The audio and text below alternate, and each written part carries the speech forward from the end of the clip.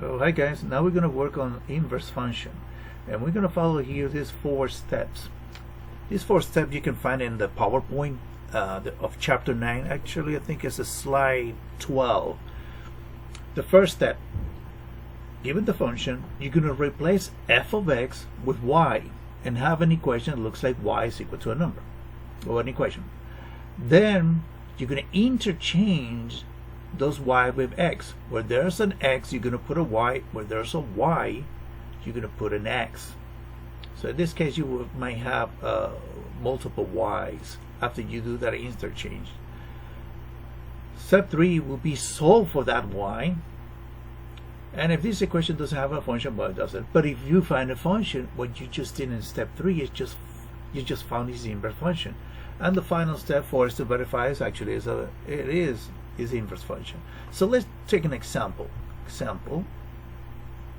And let's find the inverse function of f of x that is equal to 2x minus 3. Good.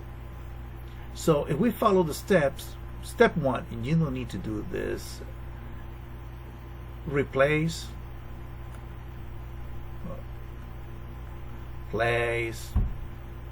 f of x with y. So that means that this equation is not going to be f of x, it's going to be y is equal to 2x minus 3. Good. Now, let's go to step 2. Step 2, interchange x with y. And here's the equation we have. Y is equal to 2x minus 3. Where there's a y, you're going to put an x. Where there's an x, you're going to put a y. That's it. Good. Yeah. Right. Step 3. Solve for y.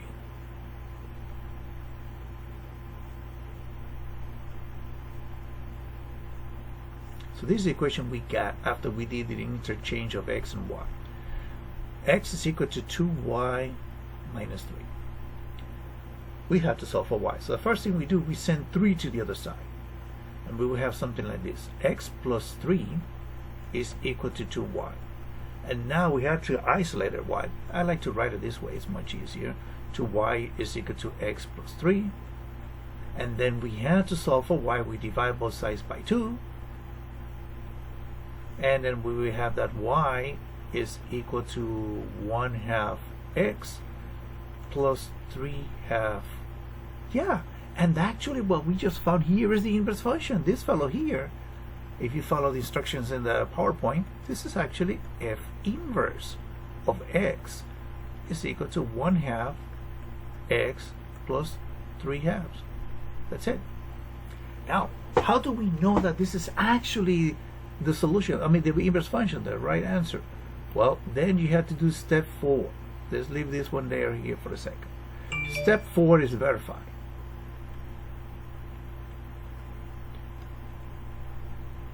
And basically what we're going to do with verify, we're looking for this.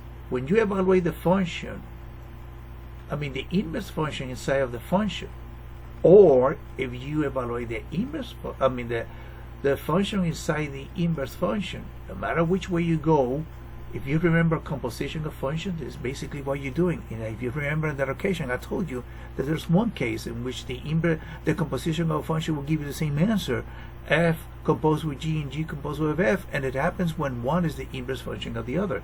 And the answer in this case is going to be x. Aha! You will get x as one is the inverse function of the other. So let's do this one first. F composed with the inverse function. So basically what we're going to do is the function, if you remember, f of x is right here for a second, because here we have the inverse function.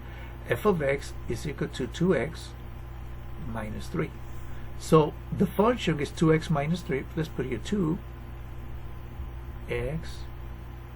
minus 3. But this x is no longer x. Is who? Is the inverse function of x, right?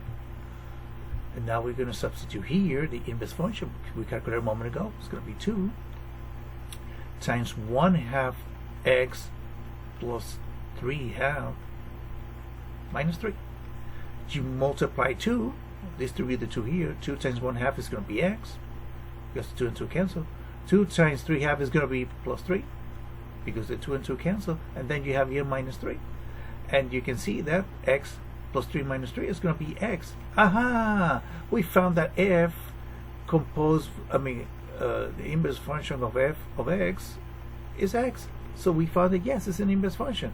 But you say, hey, what about if we, actually this is enough. This is enough. But if you want to make sure that actually works the other way around, then we have to do the other composition of function, the inverse function with the function. It's not necessary, and you must get x, but let's do it. You remember the function was what? 2x minus 3. The inverse function was 1/2 x plus 3/2. So what we're going to do now is evaluate the inverse function in the function, or evaluate this one into 1/2 x.